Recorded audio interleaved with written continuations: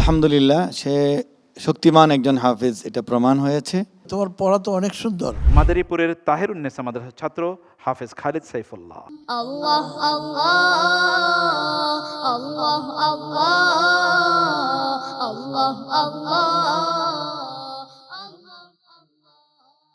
السلام عليكم ورحمة الله وبركاته. ওয়ালাইকুম আসসালাম রহমতুল্লাহি বারাকাতু। খালিদ সাইফুল্লাহ, কেমন আছো তুমি? الحمد لله مستجاب لكم আলহামদুলিল্লাহ। কোন জেলা থেকে এসেছো? মাদারীপুর। এখন কোথায় পড়াশোনা করো? মাদারীপুর। তুমি কোরআনুল কারীম থেকে এই পর্বের জন্য ঐচ্ছিক প্রশ্ন, তুমি যেখান থেকে ইচ্ছা তেলাওয়াত করো। أعوذ بالله من الشيطان الرجيم. بسم الله الرحمن الرحيم.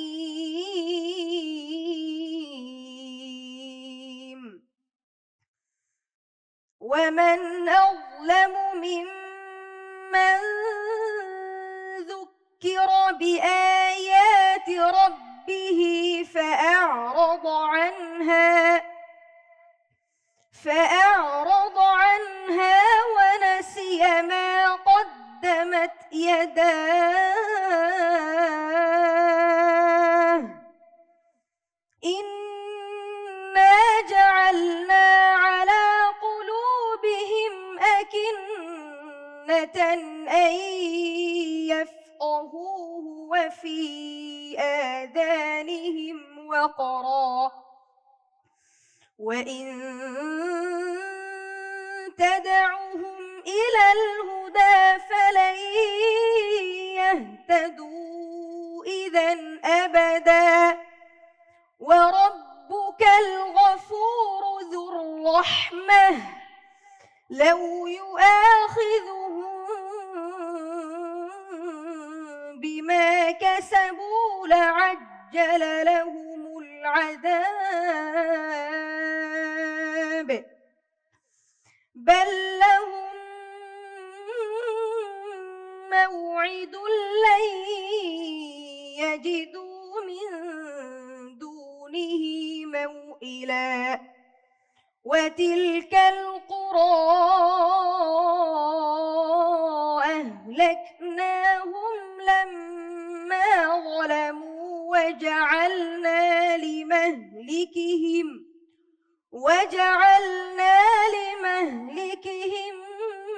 موعدا وإذ قال موسى لفتاه لا أبرح حتى أبلغ مجمع البحرين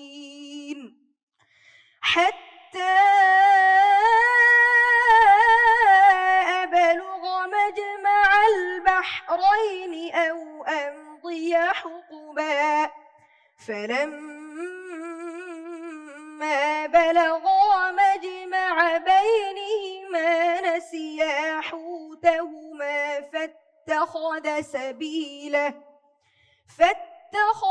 سبيله في البحر سربا فلما جاوزا قال لفتاه آتنا غداءنا لقد لقينا من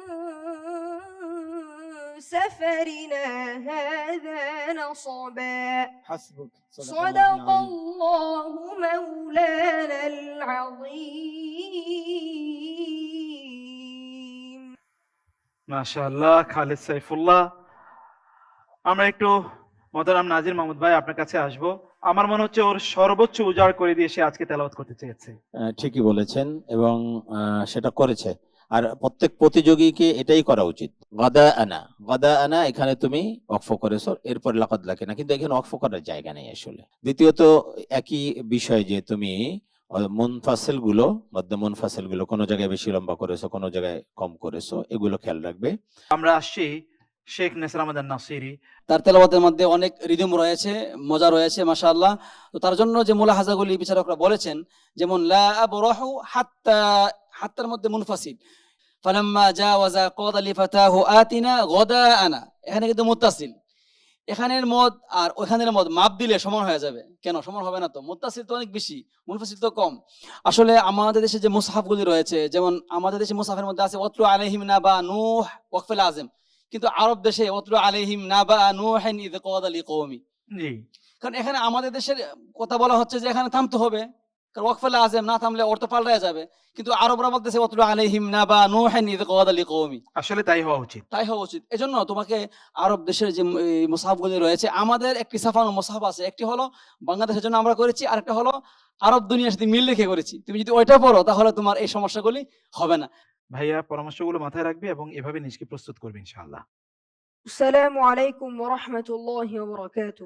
ওয়ালাইকুম আসসালাম ওয়া রাহমাতুল্লাহি ওয়া বারাকাতুহু। প্রিয় দর্শক, আমাদের বন্ধু সূরাতুল কাহাফ থেকে তেলাওয়াত করে গেলেন, যেই সূরাটি আমাদেরকে জুমাবারে পড়তে হয়, এবং রাসূলুল্লাহ সাল্লাল্লাহু আলাইহি ওয়াসাল্লাম বলেছেন কেউ যদি জুমাবারে এই সূরাটি পড়ে তাহলে তার জন্য এই জুমা থেকে পরবর্তী জুমা এবং আরো 3 দিন পর্যন্ত এই সময়টি তার জন্য আল্লাহ সুবহানাহু ওয়া তাআলা আলোকিত করে রাখবেন। প্রিয় দর্শক, আমরা বলবো মহান আল্লাহ সুবহানাহু ওয়া তাআলা এই কথা যেই বলেছেন, ওয়ামান আযলামু মিম্মান যুক্কিরা বিআয়াতি রাব্বিহি ফাআরাদা আনহা ওয়া নাসিয়া মা কদ্দামাত ইয়াদা। আল্লাহ তাআলা বলেছেন তার চেয়ে বড় জালিম কে, যার সামনে আল্লাহর আয়াত যখন তেলাওয়াত করা হয় তখন সে তা থেকে মুখ ফিরিয়ে নেয়। Allah Allah Allah Allah Allah Allah Allah. السلام عليكم ورحمة الله وبركاته. وعليكم السلام ورحمة الله وبركاته. أعوذ بالله من الشيطان الرجيم. بسم الله الرحمن الرحيم. والله يدعو إلى دار السلام. أعوذ بالله من الشيطان الرجيم. بسم الله الرحمن الرحيم.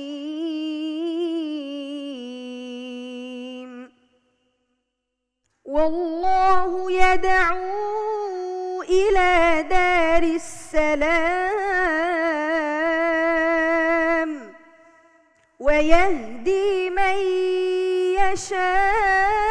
يشاء إلى صراط مستقيم. للذين أحسنوا الحسنى وزيادة ولا يرهق وجوههم قتر ولا ذلة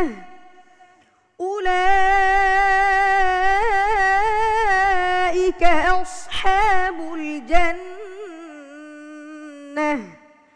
هم فيها خالدون.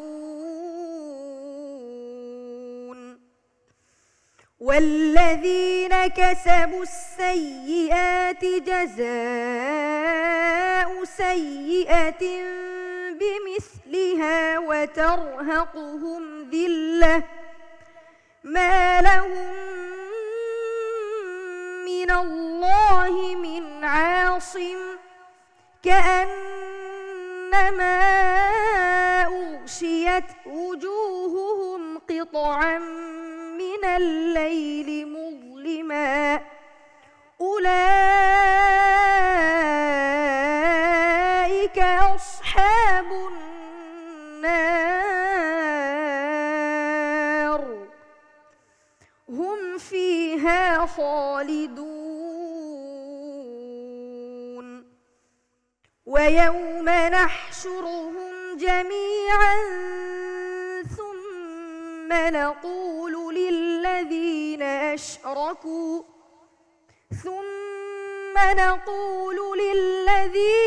أشركوا مكانكم أنتم وشركاؤكم فزيلنا بينهم وقال شركاؤهم ما كنتم إيانا تعبدون فكفى بالله شهيدا بيننا وبينكم إن كنا عن عبادتكم عن عبادتكم لغافلين هنالك تبلو كل نفس ما أسلفت وردوا إلى الله مولاهم الحق وضل عنهم ما كانوا يفترون قل من يرزقكم من السماء والأرض أم من يملك السمع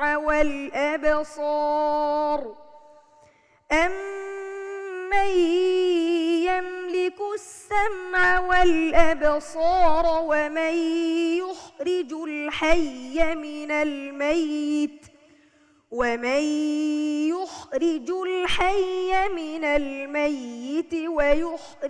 الميت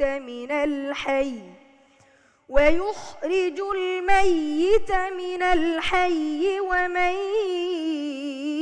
يدبر الأمر فسيقولون الله فقل أفلا تتقون حسبك. صدق الله العظيم খালিদ সাইফুল্লাহ, মারহাবা। নাজির ভাই, আমার মনে হয় খালিদ সাইফুল্লাহ আজকে সিদ্ধান্ত নিয়ে এসে সবচেয়ে ভালো তেলাওয়াতটা আজকে করবে। ঠিকই বলেছেন, এবং প্রত্যেকেরই সেই চেষ্টা থাকা দরকার যে আজকে আমার সর্বোচ্চটা দিব এবং পরবর্তী রাউন্ডে যদি যাইতে পারি তাহলে আরো ভালো করার চেষ্টা করব। এটাই তো প্রত্যেকের সেই আশা থাকা দরকার।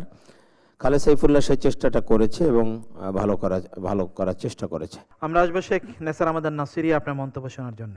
আজকে সর্বশেষ প্রতিযোগী অনেক সুন্দর পড়েছে। তোমার জন্য কয়েকটি মুলাহাজা হলো, তুমি পড়ছিলা উলাইকা আসহাবুল জান্নাহ, এখানে মুত্তাসিল ঠিক আছিল।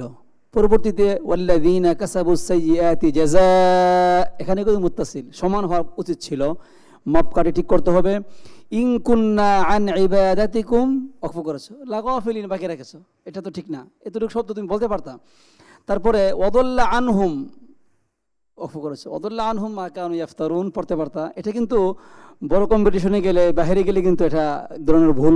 তো আমি মনে করি তুমি যদি এগুলো থেকে বেরিয়ে আসতে পারো এবং সবার পরামর্শ নিতে পারো, ইনশাআল্লাহ তুমি একদিন বিশ্বজয় করবে ইনশাআল্লাহ। আল্লাহ তাআলা কবুল করে নিন। আমরা আসবো ডক্টর ওয়ালিউর রহমান খান আপনার কাছে। খালেদ সাইফুল্লাহ ভালো তেলাওয়াত করেছে, তার বয়স অনুপাতে যথেষ্ট ইয়াদ আছে। যে সমস্যাগুলো উস্তাদরা ধরিয়ে দিয়েছেন এটি খুব উচ্চাঙ্গের, সেগুলো তুমি রপ্ত করবে।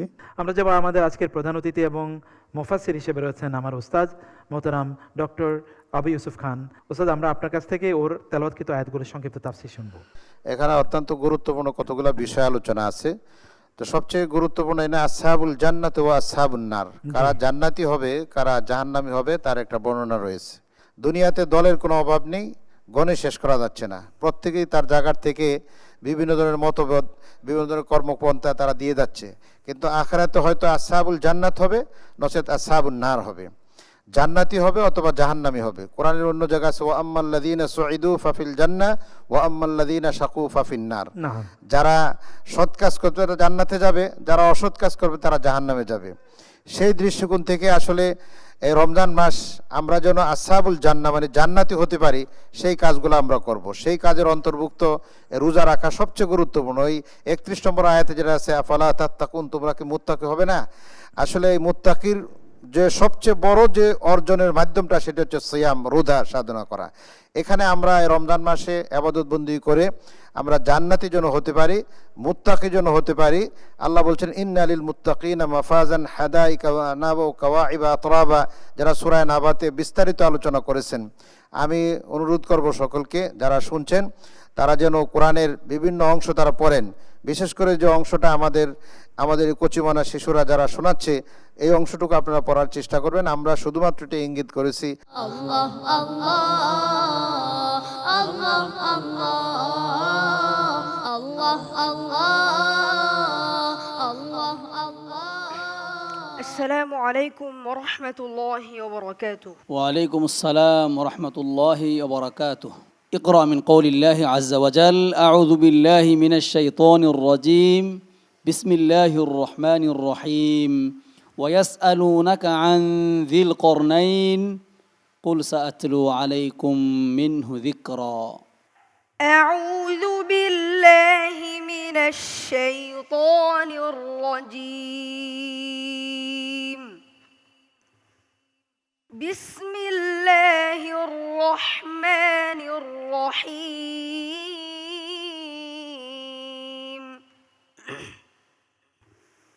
ويسألونك عن ذي القرنين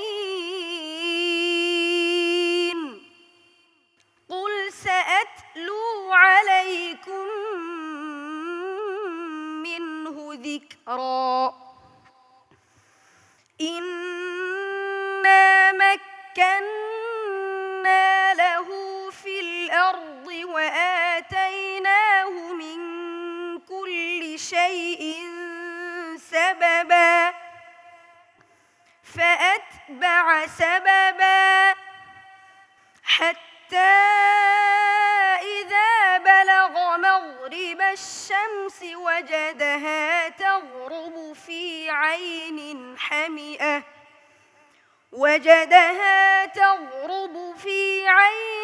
حمئة ووجد عندها قوما قلنا يا ذا القرنين إما أن تعذب وإما أن تتخذ فيهم حسنا قال أما من ظلم فسوف نعذبه ثم يرد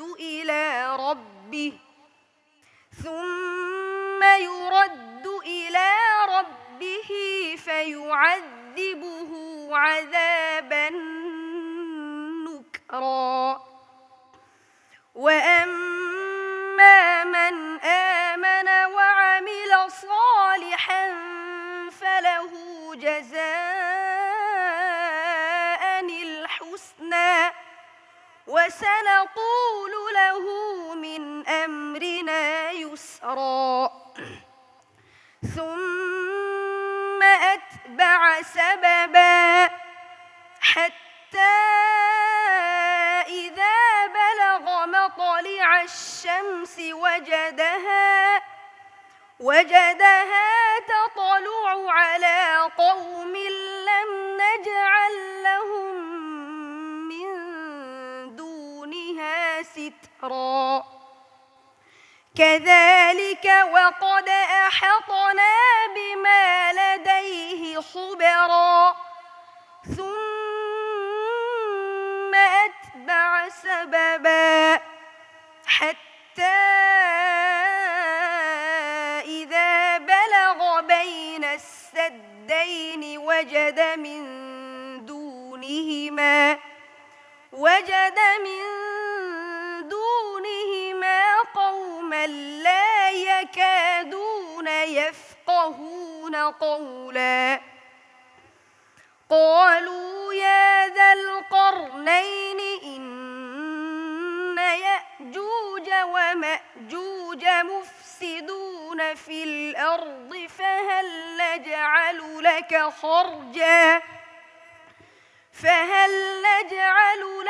خرجا على أن تجعل بيننا وبينهم سدا قال ما مكني فيه ربي خير فأعينوني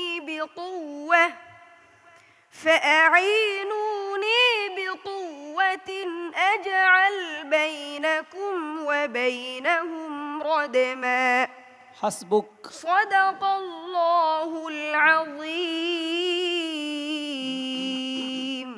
মাশাআল্লাহ, খালিদ সাইফুল্লাহ, আমরা আসবো শেখ নেসার রহমান নাসিরি। আপনাকে খুব আপ্লুত মনে হচ্ছে, আনন্দিত মনে হচ্ছে আজকে, মানে তেলাওয়াতটা অনেক ভালো ছিল, পরিশীলিত ছিল।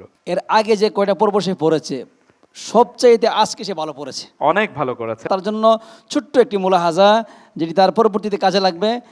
সে যখন পড়ছিল সুম্মা আতবা আসা বাবা, এখানে সে সিদ্ধা এবং হাম ছেড়ে দিয়েছে। এরপরে আরেকটা আছে সুম্মা আতবা আসা বাবা, দুটোর মধ্যে সে একটু করে হাম ছেড়েছে।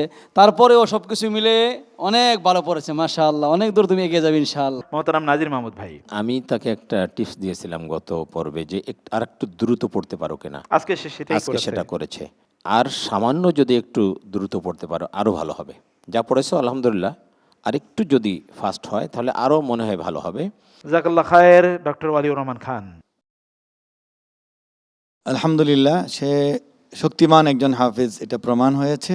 Allah Allah Allah Allah Allah Allah Allah السلام عليكم ورحمة الله وبركاته. وعليكم السلام ورحمة الله وبركاته. أعوذ بالله من الشيطان الرجيم. بسم الله الرحمن الرحيم. فأخذتهم الرجفة فأصبحوا في دارهم جاثمين. أعوذ بالله من الشيطان الرجيم. بسم الله الرحمن الرحيم.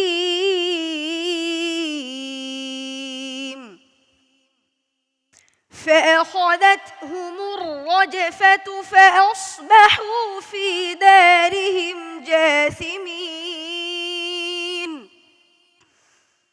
فتولى عنهم وقال يا قوم لقد أبلغتكم رسالة ربي ونصحت لكم. আবার বলো। فأخذتهم الرجفة فأصبحوا في دارهم جاثمين. فتولى الذين كذبوا شعيبا كأن لم يغنوا فيه. الذين كذبوا شعيبا كأن لم يغنوا فيها. الذين كذبوا شعيبا الذين كذبوا شعيبا كانوا هم الخاسرين. فتولى عنهم وقال يا قوم لقد أبلغتكم رسالات ربي ونصحت لكم فكيف آسى على قوم كافرين. وما أرسلنا في قرية من نبي إلا أخذنا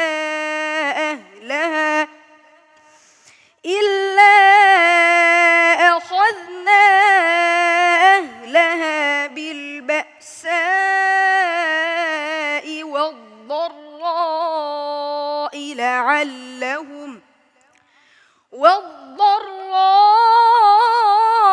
لعلهم يضرعون. ثم بدلنا مكان السيئة الحسنة حتى عفوا وقالوا قد مس آباءنا الضراء والسراء لعلهم. আবার বলো। ثم بدلنا مكان السيئة. ثم بدلنا مكان السيئة الحسنة حتى عفوا وقالوا قد مس آباءنا الضراء والسراء فأخذناهم بغتة وهم لا يشعرون ولو أن أهل القرى آمنوا واتقوا لفتحنا عليهم بركات من السماء والأرض ولكن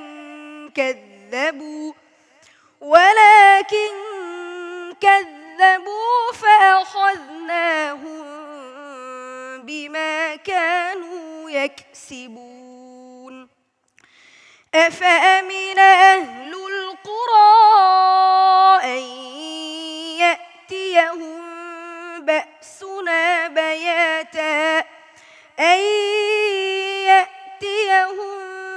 بأسنا بياتا وهم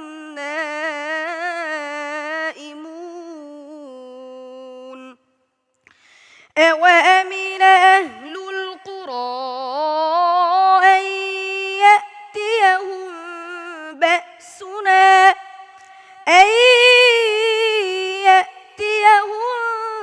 بأسنا ضحى وهم يلعبون أفأمنوا مكر الله فلا يأمن مكر الله إلا القوم الخاسرون أولم يهد للذين يرثون الأرض من بعد أهلها أن لو نشاء أصبناهم بذنوبهم ونطبع على قلوبهم فهم لا يسمعون تلك القرى نقص عليك من أنبائها ولقد جاءتهم رسلهم بالبينات فما كانوا ليؤمنوا بما كذبوا من قبل كذلك يطبع الله على قلوب الكافرين حسبك. صدق الله العظيم খালেদ সাইফুল্লাহ, নাজির মাহমুদ ভাই, আমার আজকে ওর প্রথম থেকে মনে হচ্ছে যেন ওর গলাটা ওকে সাপোর্ট করছিল না, যদিও পরের দিকে সে একটু কাটিয়ে ওঠার চেষ্টা করেছে, এই কারণে দুই জায়গায় একটু হোঁচটও খেয়েছে বলে আমার মনে হচ্ছে। আপনি ঠিকই বলেছেন, গলা ওকে সাপোর্ট করছিল না, প্রথম থেকে সেরকম মনে হয়েছে। দুই জায়গায় না, আসলে আমি যে আয়াতটা জিজ্ঞাসা করেছি ফাআখাযাতহুমুর রাজফাতু ফাআসবাহু ফি দারিহিম জাথিমিন, ও প্রথমটা পড়েছে, দুই জায়গায় আছে। জি, আমি আসলে দ্বিতীয়টাকে থেকে জিজ্ঞাসা করছিলাম, যার কারণে আমি পরেরটা বলে দিয়েছি। এটা কোনো দোষণীয়, আচ্ছা। এটা কোনো লোকমান নয়। কিন্তু পৃষ্ঠার শেষে যে সে যেটা করেছে, এখানে তার তাম্বি করতে হয়েছে এটা। আর পড়াটা আগের দিন তোমার খুব ভালো হয়েছিল। সবসময় যেটা বলি যে এখানে একটু স্লিপ করলে অনেক সময় অনেক নিচে পড়ে যেতে হয়। তুমি অনেক বড় হও, আল্লাহ রাব্বুল আলামিন তোমাকে অনেক বড় করুক, আমরা সে দোয়া করি। শেখ নাসির আহমদ নাসিরি, সে যখন পড়ছিল পড়াটা মনে হচ্ছিল একটু কষ্ট হচ্ছে তার। তারপরে কিছু মুলাহাজাও তারা আছে। সে যখন পড়ছে ইল্লা আখাযনা আহলাহা বিল বাসাই ওয়াদ-দাররাই লাআল্লাহুম ইয়াদ-দাররাউন, ওয়াদ-দাররাফ করেছে, একটু বাকি আছিল, ইচ্ছা করলে পড়তে পারতো, সে আবার পিছন থেকে দৌড়ে নিয়ে আসছে। এটা একটা সমস্যা। আর এখানে দদের যে বলা হচ্ছে যে দদ উচ্চারণ করার সময় ঠোঁটকে গোল করার কোনো সুযোগ নেই, ঠোঁটকে স্বাভাবিক অবস্থায় রাখতে হবে, এই দদের মধ্যে সমস্যা মনে হয়েছে। এরপরে আবার ওয়াকালু কদ মাসসা আবা'আনা ad-দাররাউ ওয়াস-সাররাউ, দুটোটার মধ্যে মুত্তাসিল, কিন্তু একটা কম একটা বেশি হয়েছে এরকম। কারিয়াতুল মামুন ভাই, আপনার মন্তব্য শুনবো। খুবই শক্তিশালী একজন প্রতিযোগী তেলাওয়াত করতেছিল, বরাবর তার তেলাওয়াতে আমরা খুবই মুগ্ধ হয়েছি, আজকেও মুগ্ধ হয়েছি। ডক্টর ওয়ালিউর রহমান খান, আজকে গলার কারণে কিছুটা দুর্বলতা ছিল হয়তো, তারপরেও আমরা দোয়া করি আল্লাহ তাকে এই ময়দানে আরও বেশি মেহনত করার তৌফিক দিন, কামিয়াবি দিন, আমিন। আসবো আব্দুল মতিন আল আজহারি আপনার কাছে। আমাদের এই খুদে হাফেজ ভাইয়েরা তারা স্বাস্থ্য সচেতন নয়, তারা যে কোনো জায়গায় শুয়ে পড়ে ফ্লোরে শুইতে তো সাধারণত অভ্যস্ত, আর হচ্ছে যে কোনো ধরনের পানি তারা এটাকে বিচার বিশ্লেষণ করে তারা পান করে ফেলে, যার কারণে আপনার গলাকে সুন্দর রাখা, শক্তিশালী রাখা, সুমধুর কণ্ঠে তিলাওয়াত করার জন্য গলাকে যেভাবে পরিচর্যা করার দরকার সেটা তাদের দ্বারা অনেকের দ্বারা হয়ে ওঠে না। আসবো কারি আনোয়ার হোসেন আপনার কাছে। তোমার পড়া তো অনেক সুন্দর, তুমি যদি একটু ভালো করে চেষ্টা করো তবে অনেক ভালো হাফেজ হতে পারবা ইনশাআল্লাহ। আমরা আসবো মুফতি আবু মোহাম্মদ রহমানী আপনার কাছ থেকে ওর তেলাওয়াতকৃত আয়াতগুলো সংক্ষিপ্ত তাফসীর শুনবো। ক্ষুধাদ্রোহীদের জন্য কঠোর বার্তা আল্লাহ পাক দিয়েছেন। যুগে যুগে আল্লাহ রাব্বুল আলামিন যত নবী এবং রাসূল পাঠিয়েছেন, তাদের যারা বৃদ্ধাচরণ করেছে, যারা আল্লাহদ্রোহিতায় শামিল হয়েছে, আল্লাহ পাক তাদেরকে পাকড়াও করে পরবর্তী প্রজন্মকে আল্লাহ পাক কিন্তু শিক্ষা দিয়েছেন। আমরা তারই একটি দৃষ্টান্ত দেখতে পেয়েছি। আল্লাহ সুবহানাহু ওয়া তাআলা তার তেলাওয়াতকৃত আয়াতে কারিমার মধ্যে হযরতে শুআয়ব আলাইহিস সালাতু ওয়াস সালাম তার কওম মাদায়েন সম্প্রদায় তাদেরকে কিভাবে আল্লাহ পাক পাকড়াও করেছেন তার বয়ান আল্লাহ পাক তুলে ধরেছেন। আল্লাহ সুবহানাহু ওয়া তাআলা কখনো কখনো মানুষকে দুঃখ দুর্দশা এগুলো দিয়ে পরীক্ষা করেন। তার একটা উদ্দেশ্য হচ্ছে মানুষ যেন বিনয়ী হয়ে আল্লাহর কাছে ফিরে আসে। আল্লাহ পাক তার বয়ান দিয়েছেন। কখনো কখনো পরীক্ষার ধরনটা ভিন্ন হয়, সচ্ছলতা দিয়েও আল্লাহ পাক পরীক্ষা করেন, দেখি আমার বান্দা কৃতজ্ঞশীল বান্দা হয় কিনা। অনেকে আছি যারা আমরা আল্লাহর এই নিয়ামত পেয়ে আমরা আরও আল্লাহদ্রোহিতায় শামিল হয়ে যাই, আরও আল্লাহর নাফরমানিতে লিপ্ত হয়ে যাই। আল্লাহ পাক কিন্তু তাদেরকে হঠাৎ পাকড়াও করেন, তার বয়ান আল্লাহ পাক দিয়েছেন। মানুষের জীবনে বারাকা কিভাবে আসবে? আমাদের জীবনে, আমাদের দৈনন্দিন জীবনে আমরা অনেক ইনকাম করি, কিন্তু আমাদের জীবনে বারাকা নেই। আল্লাহ সুবহানাহু ওয়া তাআলা সেই বারাকা প্রাপ্তির একটা মূলনীতি বলে দিয়েছেন।